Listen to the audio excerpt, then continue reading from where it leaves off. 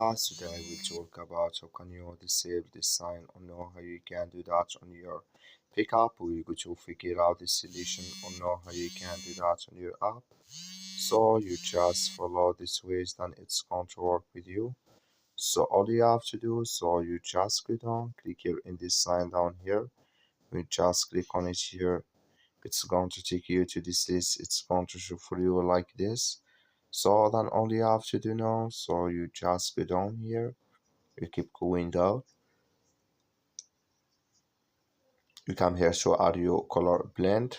So then you just click in this sign of this color. So then you click here on themes, that like you see color it's gone.